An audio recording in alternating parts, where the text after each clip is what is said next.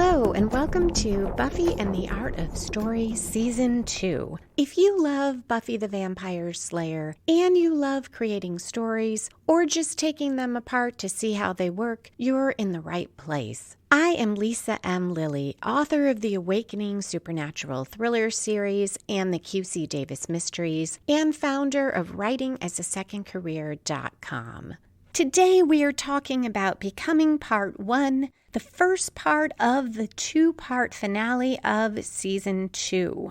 There's so much to talk about here, a few points in particular. The use of recurring images and actions to link the characters' stories together. What I think is the best use of flashbacks we have seen in Buffy so far, because those flashbacks tell a story of their own. Major plot points through the midpoint for the 2-episode story arc, and in the spoiler section, how this episode sets up the next one, Season 3, and Willow's series arc. As always, there will be no spoilers except at the end to talk about foreshadowing, but I'll give you plenty of warning. Okay, let's dive into the Hellmouth. Becoming Part 1 was written and directed by Joss Whedon. We start with a voiceover. We'll later meet this character, Whistler, a demon who seems to be on the side of good. He says, "Here's the thing, there's moments in your life that make you." And he goes on to talk about that some are little or subtle and some are not. A subtitle tells us we are in Galway 1763.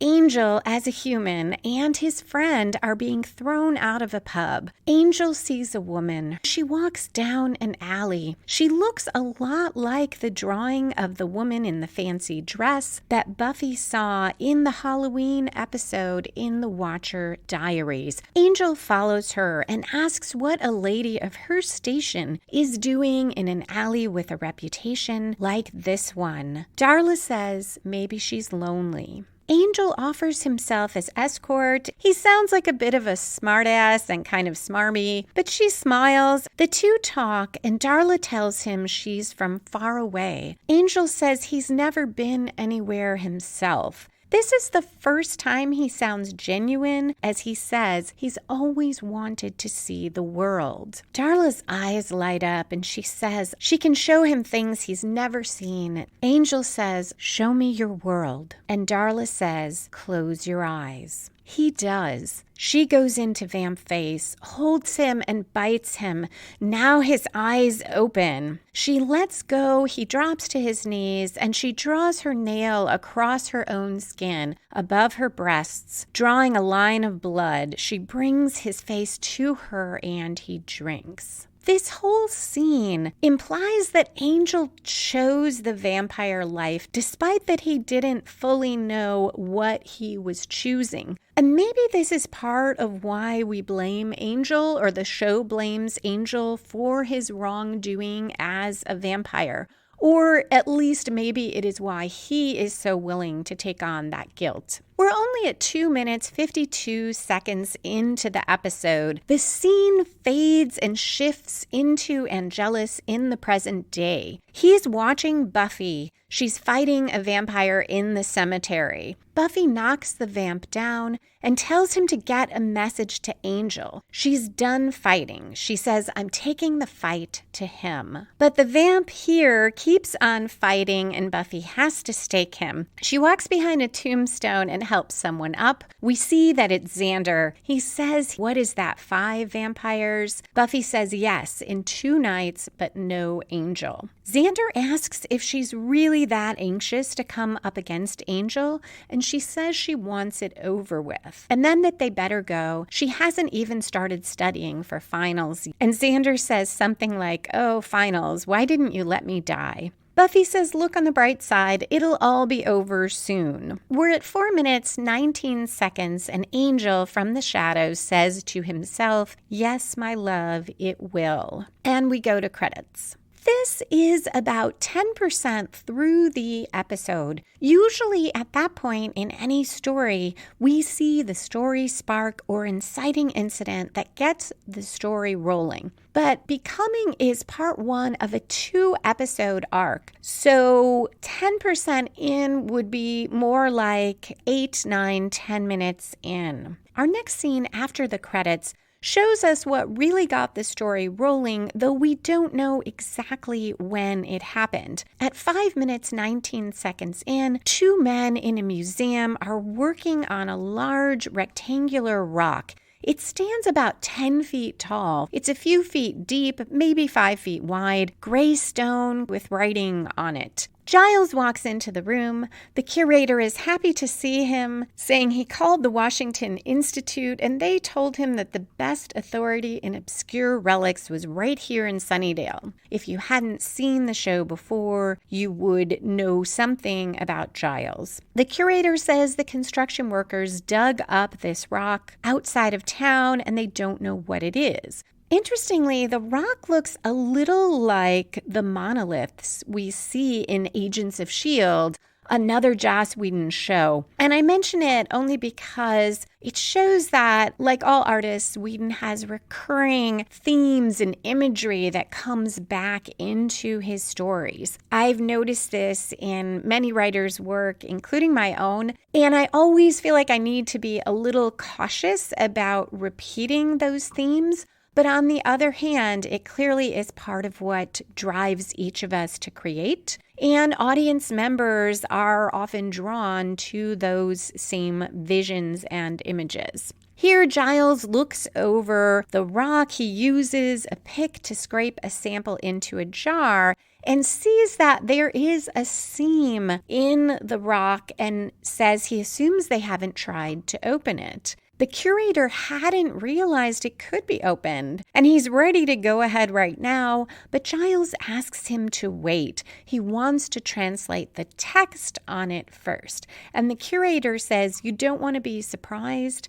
Giles says, as a rule, no. This is our first callback to the episode Surprise. That was part 1 of the 2-part episode where Angel lost his soul, a pivotal point for the series and for Buffy and Angel, as this 2-parter now is. The next scene takes place in the cafeteria. Xander acts out Buffy's fight scene from the night before using fish sticks and a toothpick. Cordelia laughs. Oz says, "I thought it was riveting. I was a little unclear about some of the themes." Willow is sitting on Oz's lap, so we quickly learn that she has a boyfriend, even if we missed previous episodes, or if we only saw Go Fish and weren't aware of Oz at all. Buffy says the theme of the story is that Angel is too much of a coward to face her. Xander says the other theme was Buy American, but it got kind of buried. Willow asks if Buffy thinks she's ready to face Angel. Buffy says she wishes people would stop asking her. She's ready. She's also willing and able. It's the one test I'm likely to pass. Willow says don't worry, she'll get Buffy through finals. And at about 8.5 minutes in, they agree to meet in Willow's classroom to go over chemistry after 6th period. I see this as the story spark for the 2-part story. Even though it's a little short of 10% through the double episode, and though we don't know why it's so significant yet, this decision sets the story in motion because in the classroom after school is where and when Buffy will find that lost plastic disc with Jenny's spell on it to restore Angel's soul. It's not completely clear here, though, where exactly a single story spark is. Unlike other episodes where even one of the points is unclear and it kind of muddles the plot for me, I don't feel that way here. And maybe it's because we already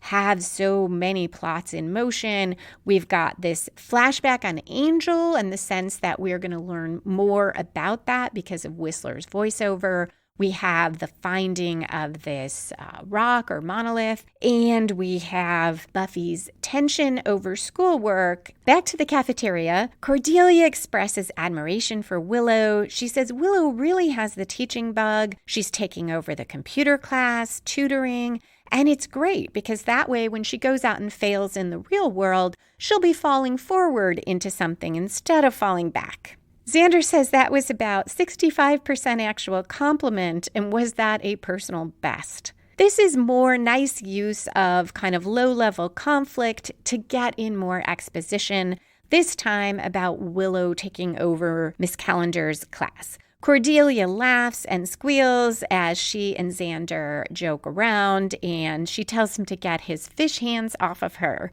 A nice double reference to fish sticks that he just used and the last episode, Go Fish. Principal Snyder, though, is not amused, and he walks in and tells them that's enough. And he turns to Willow and says, "And you, is there a chair shortage?" Willow says she didn't read about I get it, and slides into a chair. And Snyder says, "This isn't an orgy, people. It's a classroom." Buffy says, "Yeah, where they teach lunch." Snyder responds, "Just give me a reason to kick you out, Summers. Just give me a reason." This echoes early in the season when Snyder told Giles that, I think he said, "I smell an expulsion coming." And throughout, he has been pinpointing Buffy as what he sees as the source of a lot of the trouble in the school.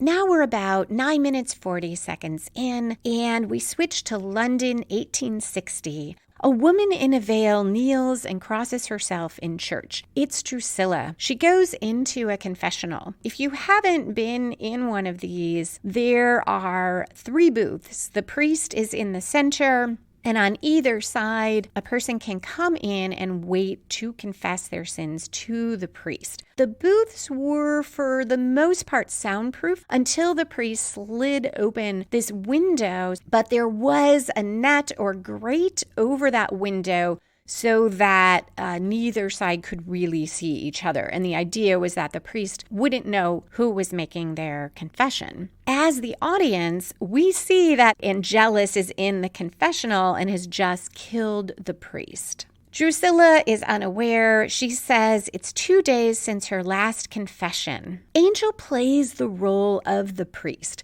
At first, it seems like he's doing it just to avoid detection, but then he becomes intrigued by her. So we're seeing now the first time he meets Drusilla, and he is hidden from her in the same way that later in the episode he will be hidden when he first sees Buffy. Drusilla sounds as lucid as we've ever heard her, and I love this glimpse into her life as a human. She tells Angel she's been seeing again, that yesterday something came over her. She saw a horrible crash in the mine. Her mother told her it meant nothing, but then today there was a cave-in and 2 men died. Her mother told Drusilla she's cursed, she's an affront to God. Drusilla says she doesn't mean to do it, to see things. She's so upset. She tells Angel she tries to be pure, and she's crying as she says, "I don't want to be an evil thing." Angel tells her to hush. The Lord has a plan for all his creatures, even a devil child like you. All the Hail Marys in the world won't help that. She begs him. She wants to be pure. Please help her, please. And he says finally, say 10 Our Fathers and an act of contrition. How does that sound? She thanks him, and he tells her God is watching her. From previous episodes, we know that after this, he tormented her, killed all her family, tortured her until she went into a convent, then turned her into a vampire. That part is not said here, but we do see what ultimately happens to Drusilla because the scene switches to her drifting into the courtyard in the dark. She says the moon started whispering to her, something terrible is coming. It's at the museum, a tomb with a surprise inside. So this is our second mention of surprise, and it cues us that this will affect Buffy and Angel in some cataclysmic way. We're at almost 13 and a half minutes in. I see this as a 1/4 twist in the episode. That major plot turn generally comes from outside the protagonist and spins the story in a new way. Though we are in a 2-episode story arc, so we aren't at its 1/4 point yet, I do like the way this episode has its own momentum because this scene does turn the story. Drew, Angel, and Spike learn about the museum find. Not without a little bit of sparring between Angel and Spike, because Angel says to Drusilla, "You can see all that in your head." And Spike says, "No, you ninny, she read it in the morning paper." And he hands Angel the paper with a front page article about an obelisk being found. Angel says, "Soon it'll stop whispering, soon it'll scream." The scene switches to Buffy and Willow in Willow's classroom. Buffy says, "Wah, this doesn't make any sense." And Willow says, "Sure it does." She takes Buffy's paper. "Oh, no, this doesn't make any sense." Buffy says it's senseless. She's frustrated and feels stupid. But Willow says at least she knows that, so she's learning. Buffy, feeling more encouraged, is about to look at her paper again, but her pencil slips out of her fingers, rolls across the desk, and falls into the space between the desk and the file cabinet. We see there a small plastic disc back from the episode Passion where Jenny was killed. She had saved the spell to restore Angel's soul on this disc, and it fell there and nobody knew about it. Buffy doesn't see it now when she retrieves her pencil. She sits up again and says, "Okay, I'm learn girl." But as Willow talks, Buffy says deja vu and says she has a perfect memory of the pencil rolling. And she sets it rolling again. It drops again into that space, and this time Buffy notices the disc when she retrieves the pencil. She hands it to Willow, who says it's not hers, but it must be Miss Calendar's. She pops it into the disk drive. Buffy says it seems kind of morbid to look at Miss Calendar's files, and Willow says she's been through most of them. Buffy asks if that makes Willow more or less morbid, and Willow says she had to do it to teach the class.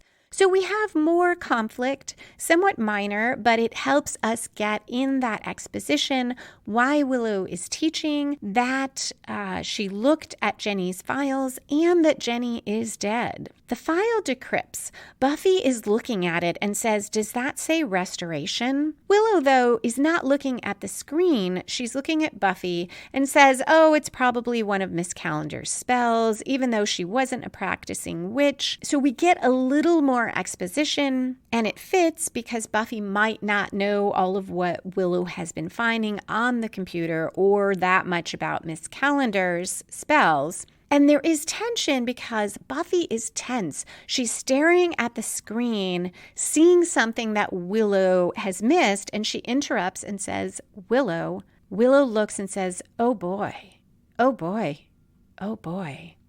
And we cut. That scene works whether you know the backstory or not. So it's a great example of how to handle that if you are writing any sort of installment series, a movie, a novel. Sometimes you need to quickly catch your reader up on past events. And this is a good way to do it, to have enough to put it in context for the new viewer, woven in with a little bit of tension that keeps it interesting, and avoiding having so much detail that it bores the audience that already knows what happened. Our next scene shows the original spell to restore Angel's soul. So this is another flashback. It's the point of view of someone who is running and breathing hard. We switch between that and a gray-haired woman chanting with candles lit. Angel is running. He falls to the ground. A glass orb by the old woman. It glows. Angel's eyes glow. He is disoriented. He asks where he is. A man has come to meet him, and he tells Angel that everything he's done, he'll remember it all in a moment, the face of everyone he's killed. It will all haunt him, and he will know true suffering. Angel says, "Killed? I don't." And then it hits him and he says, no, no, no. And he's sobbing.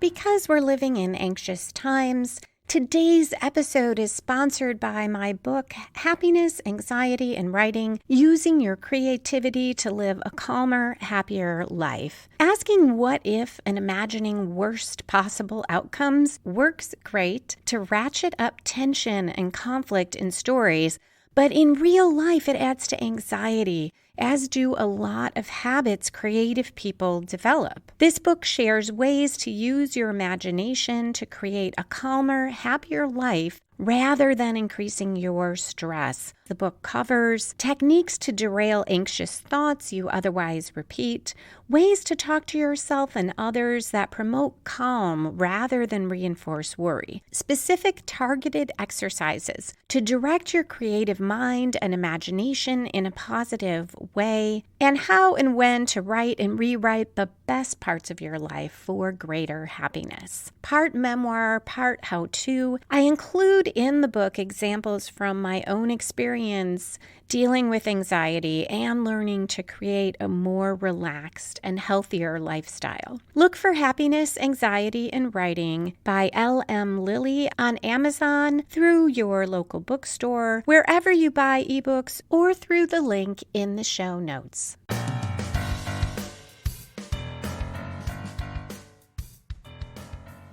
This episode, I think, has the best use of flashbacks that we've seen, because these flashbacks, if we put them all together, tell their own story, which is the story of Angel becoming a vampire, getting a soul, and later wanting to end the world, as well as some of what happens in between. They also carry our theme of becoming. Angel becoming a vampire, Drusilla becoming a vampire, and a little bit later, Buffy becoming the Slayer. At nearly 18 minutes in, we are in the library. Buffy and Willow tell the others that Miss Calendar was trying to replicate the curse to restore Angel's soul. Cordelia says, "This is good, right? I mean, we can curse him again." Giles says it points the way, but it requires more black arts knowledge than he has. Willow, though, says she's been researching the black arts for fun, educational fun, and she may be able to do the spell. Giles warns her that channeling such potent magics through herself could open a door she can't close. Buffy says she doesn't want Willow putting herself in danger. Willow also says she doesn't want danger. Big no to danger. But she might be the best person to do this. Xander jumps in and says, "Hi. For those of you who have just tuned in, everyone here is a crazy person." He goes on to say that so the spell might restore Angel's humanity. Who cares? Angel's a killer. He stands as he's talking, and Buffy says it's not that simple. They argue. Cordelia stands behind Xander and says he has a point. He gets angry and says for once he wishes she'd support him, and then that he realizes she did, and now he's embarrassed. So he'll just go back to his point. Angel needs to die. Giles says cursing Angel seems to have been Jenny's last wish. And Xander says, yeah, well, Jenny's dead. I think this may be the only time that Xander calls her Jenny rather than Miss Calendar. Giles steps toward him and says, don't you ever. They're all yelling, and Buffy yells at them to stop it. Buffy and Willow face each other. The camera does a close-up on them, and Willow asks Buffy what she wants. As always, the great friend.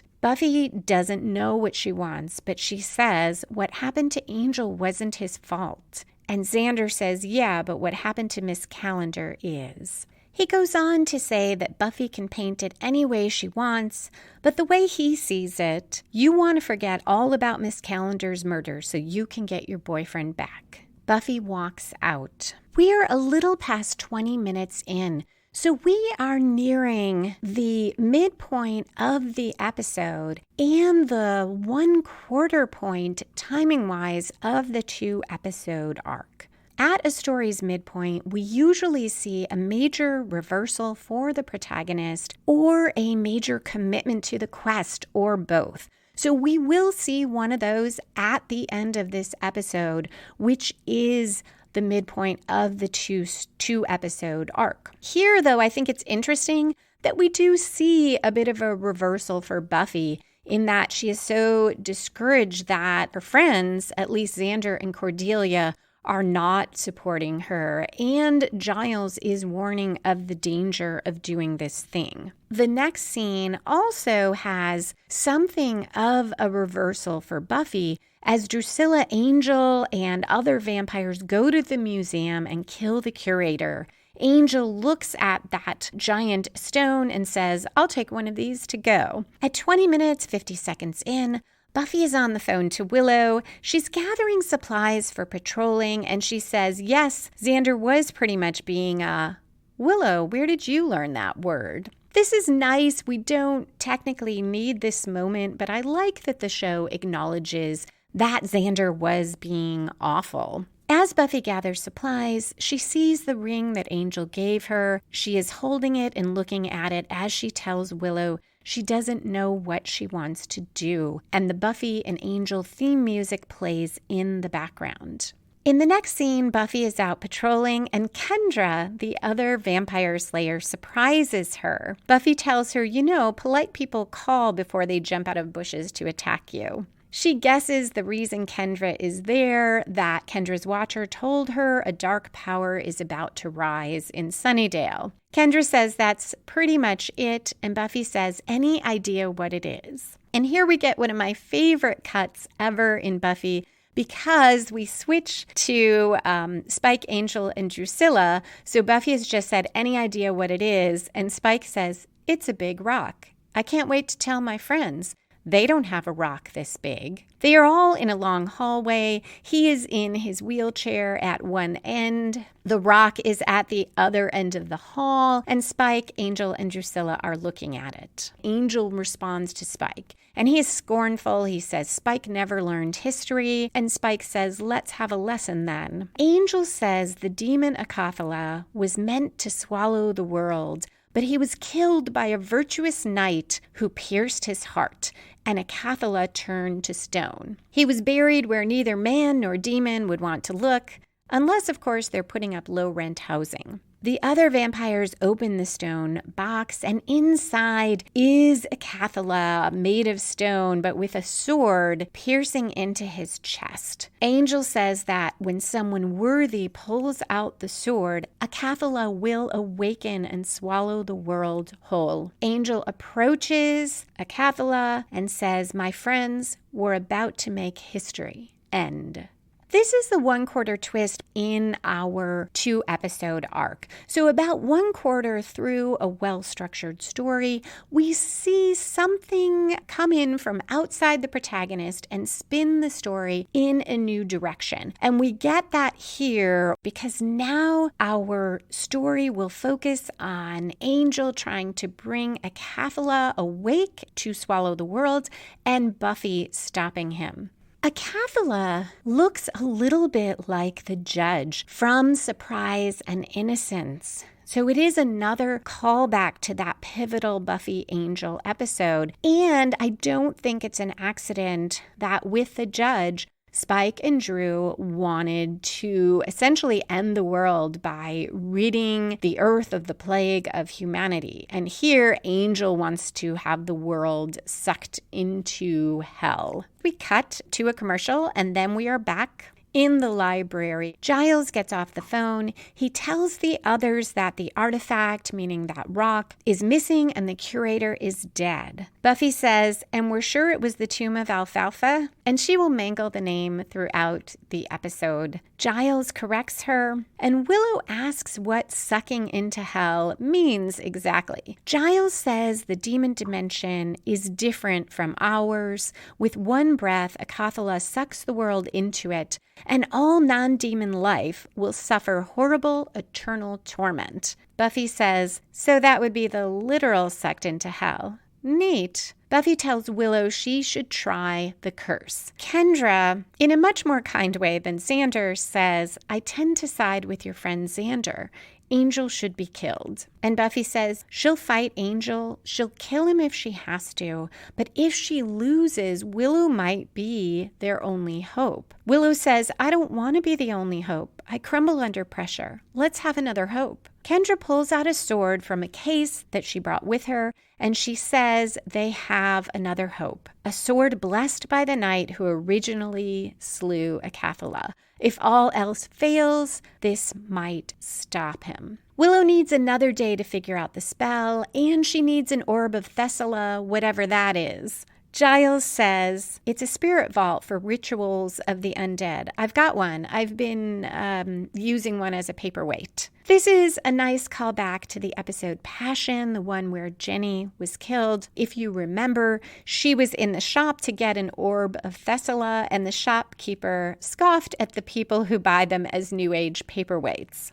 Giles says Angel has a ritual of his own to complete before he can remove the sword, and hopefully it will take some time. This, at the moment, seems like a bit of a throwaway line or a way to explain why we don't immediately have the ritual go forward. But it turns out that this is key to a development at the very end of the episode. We switch to Drusilla. Spike is in another room alone, and he's out of his wheelchair. She calls to him, and he hops into it just before she comes into the room. And she says it's time to begin. In the long hallway, a man is on his knees. His shirt is off. He's tied up.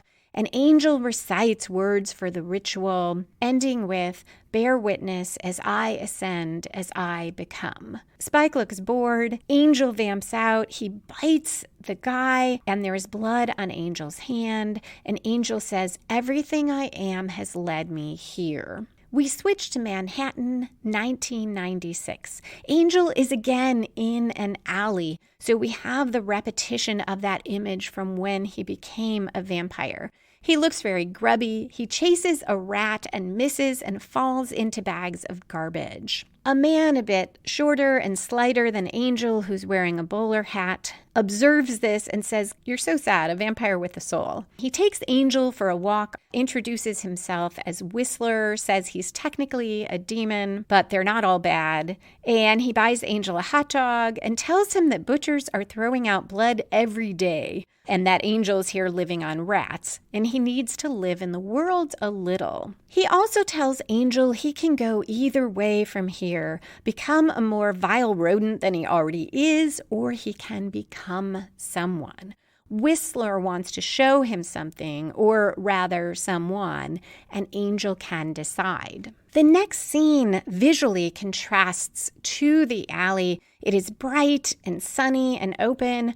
Buffy is walking out of a high school with 3 friends. This is a flashback. She has very long hair and she has a lollipop. Angel is parked a little distance away in a black car with blacked out windows. He rolls down one a little and peers through, an echo of that confessional scene with Drusilla where he was hidden from her by that screen. Buffy, very bubbly, is telling her friends how her dad wants her to wear a dress to the dance that she already wore before. And she says, and I'm like, Dad, why do you hate me? One of her friends asks if Tyler is taking her to the dance. And she says, where were you when I got over Tyler? But then she says he'd have to crawl on his hands and knees to get her to go to the dance with him.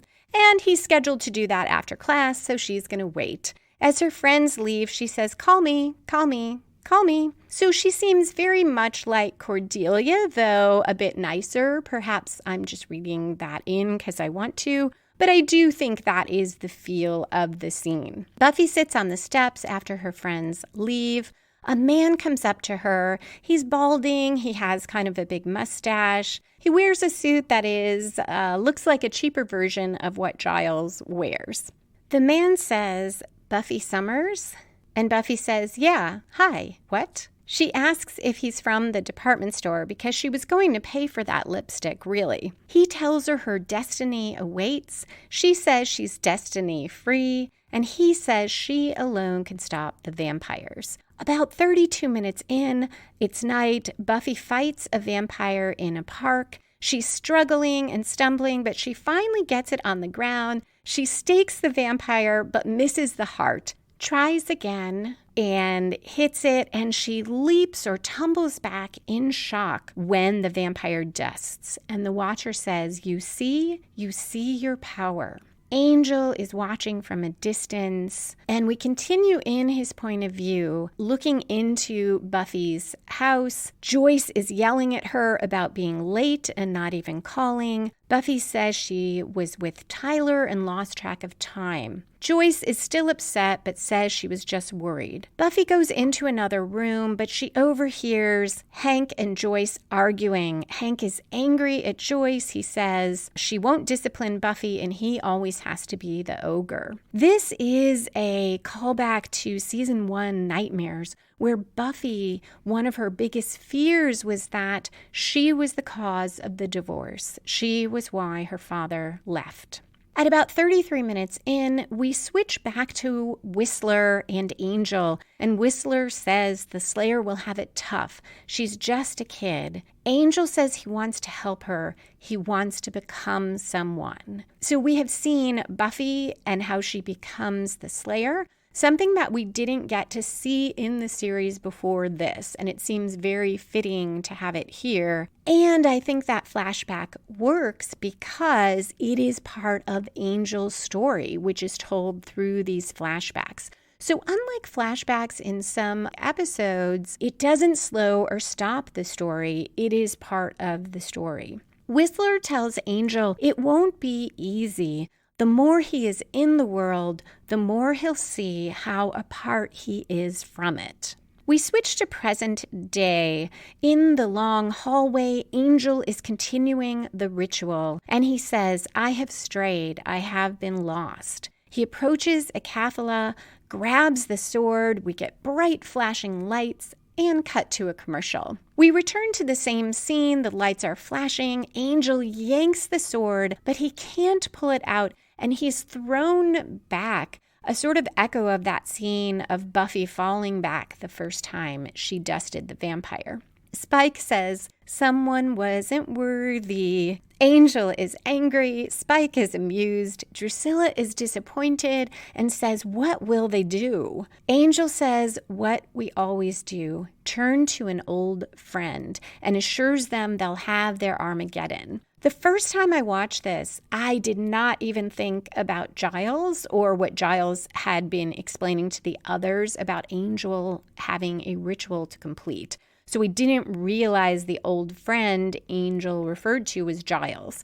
I love this because it is that setting up where we are surprised, at least most audience members, I think, were surprised when it turns out they are after Giles, and yet it fits so well. And when you rewatch, you see how that was foreshadowed. So you are surprising the audience, but you're not blindsiding them. At school, Buffy is taking an exam. A vampire shrouded in a blanket walks in, and lots of sunlight in the classroom, so she is beginning her whole body to smoke as she speaks. She says, tonight, sundown, at the graveyard, you will come or more will die. And then she bursts into flames. Again, raising the question for me, why are vampires willing to do these things? We have seen it before, but what's the payoff for them? But it's very dramatic, and it fits that moment in the beginning when Buffy was going to send a message to Angel through a vampire. In the library, our friends are talking about what to do next. Buffy says she has to go meet Angel tonight. The vampire said otherwise more will die. Kendra then wants to go with her, but Buffy says no. Kendra should stay to protect the others. She reasons that as long as Angel's fighting her,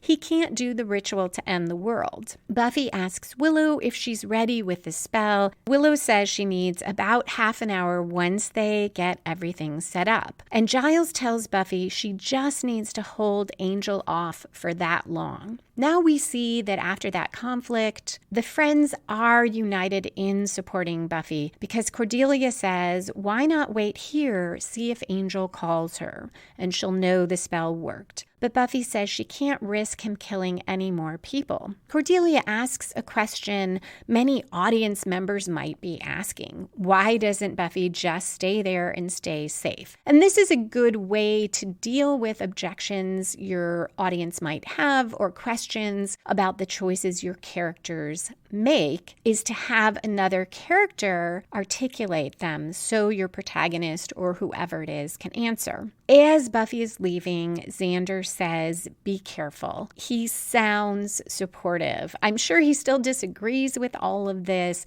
but he has calmed down and is offering support. Kendra gives Buffy Mr. Pointy, her lucky steak, showing solidarity with Buffy, and Buffy says, you named your steak? Remind me to get you a stuffed animal.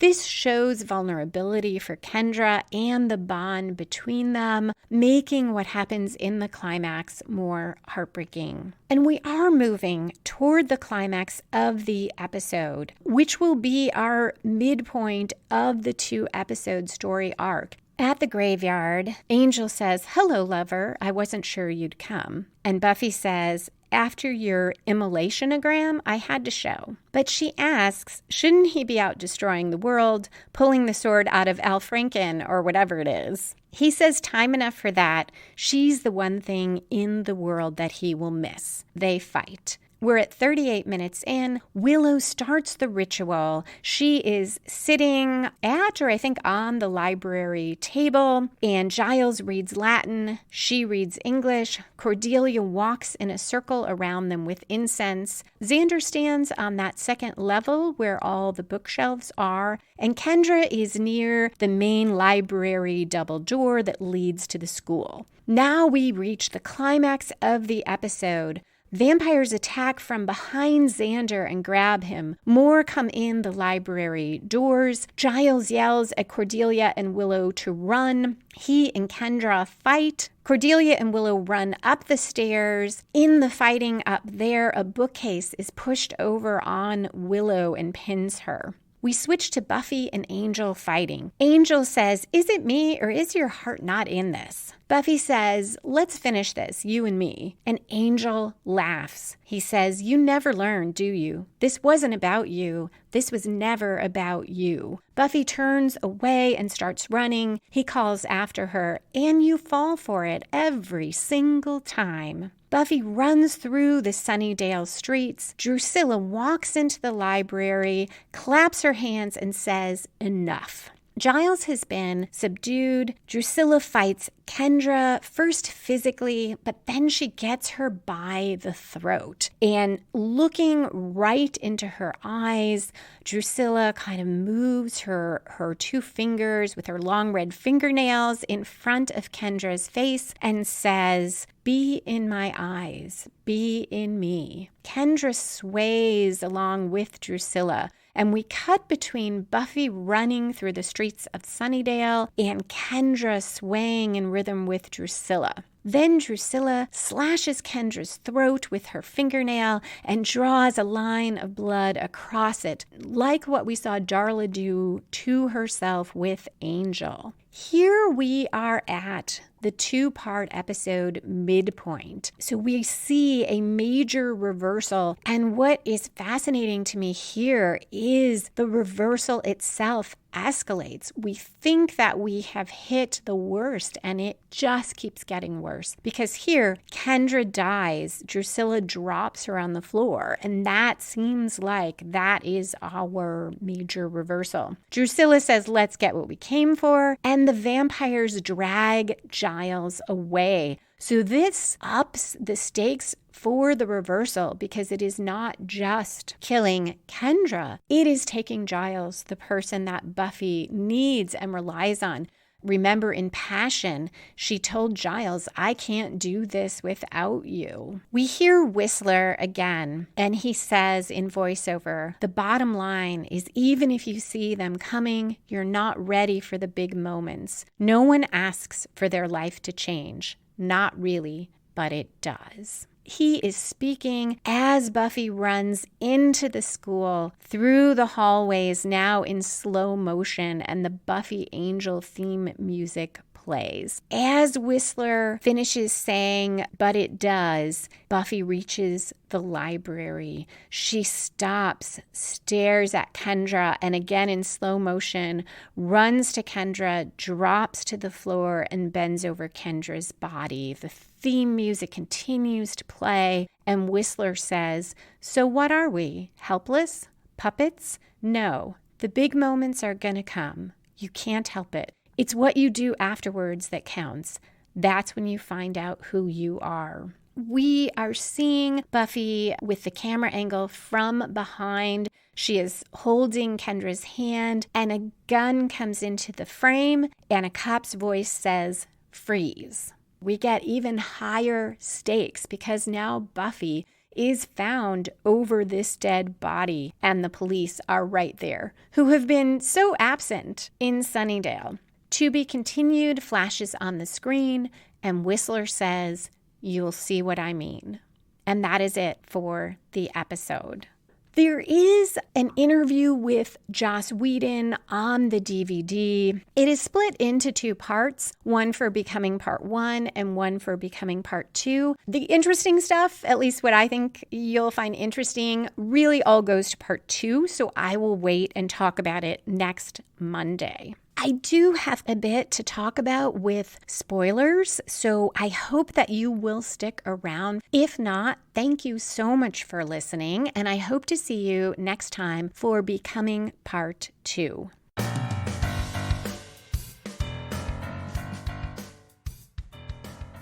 And we are back for spoilers and foreshadowing. There is so much in this episode that leads to the climax of the two-parter. Snyder saying to Buffy, give me a reason to kick you out. And at the end, he will do exactly that. Very close to the end of the episode. Giles explaining what it means, the literal being sucked into hell. We so need this because we have to understand the horrible choice Buffy faces at the end of Becoming Part 2. Acathla is beginning to awaken. Angel has come back to being himself. Yet, if she doesn't kill him, the entire world will be sucked into hell. And Giles has made that so clear.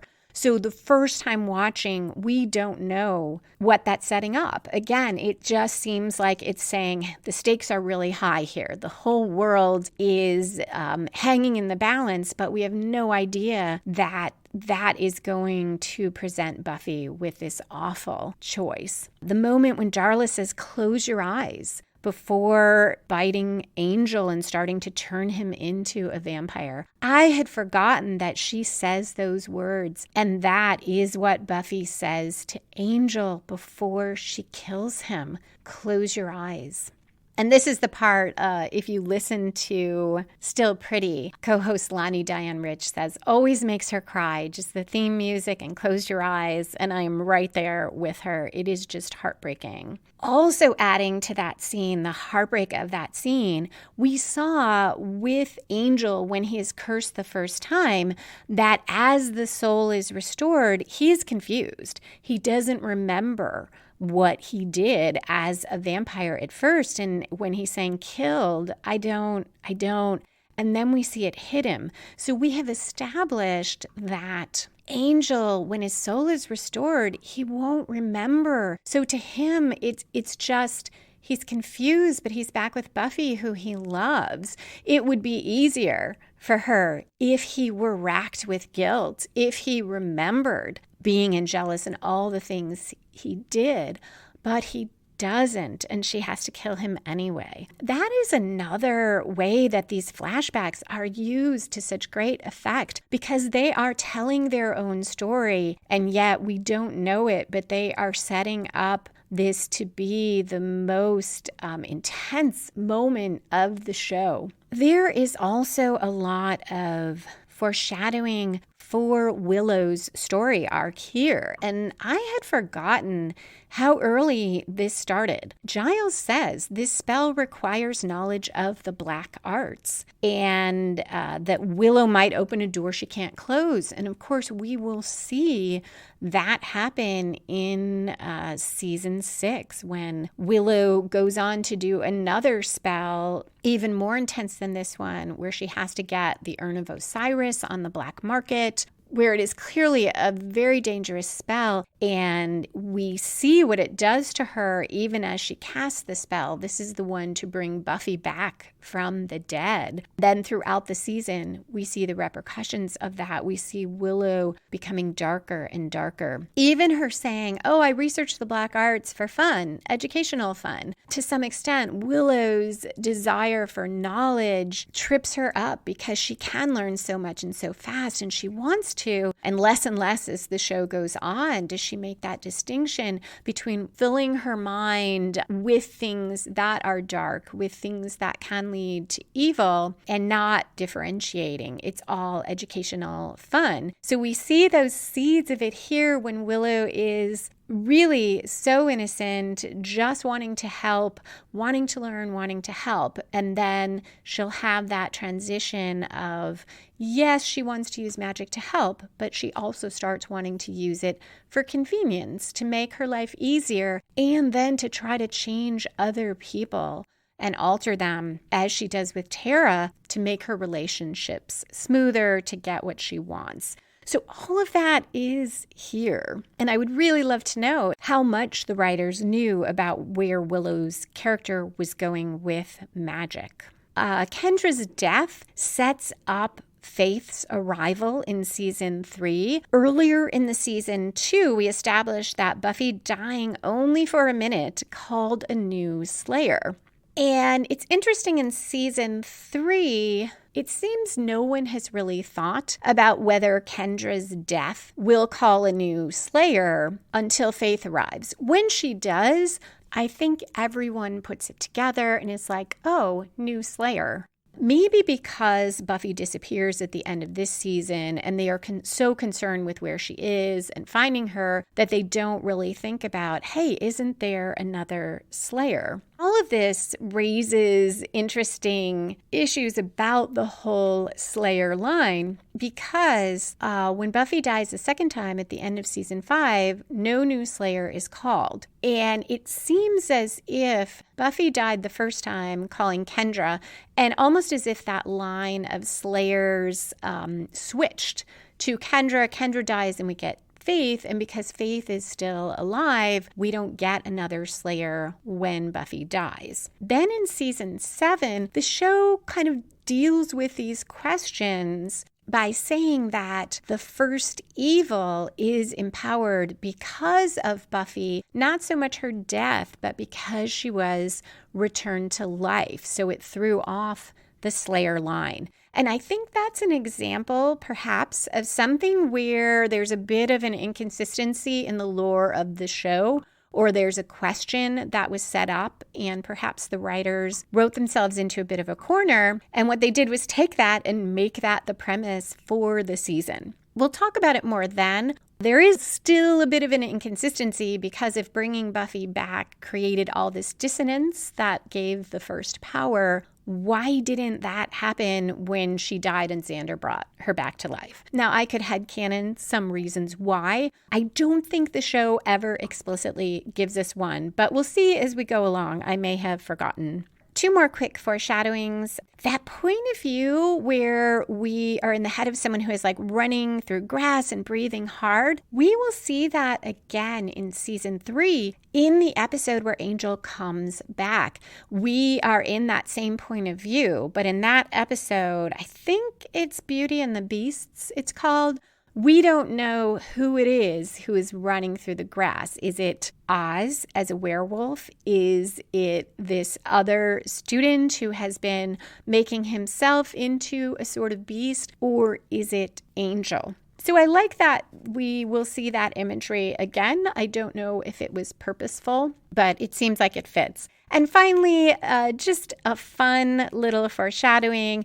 When Buffy says to the Watcher, she thinks he might be from the department store, and she says, "Oh, I was going to pay for that lipstick, really." In season 6, we will find out that Dawn has been shoplifting all over the place. I don't think there's an implication here that Buffy makes a habit of shoplifting, but it is kind of interesting that we get that and pick up on it in season 6, that one of the ways that Dawn kind of deals with all the stress she is under is by shoplifting. That is it for spoilers. If you have any thoughts you would like to share for the season 2 roundup, which I'll be doing in 2 weeks, please feel free to tweet me at Lisa M. Lilly, LISAM as in Marie, LILLY, hashtag Buffy Story, or to email me, lisa@lisalilly.com. And of course, I'm always happy to hear any thoughts or questions about Buffy or writing. If you are a patron, I did release the first patron-only question and answer. You can find that on the Patreon site. You also should have gotten a message from me with a link to that post.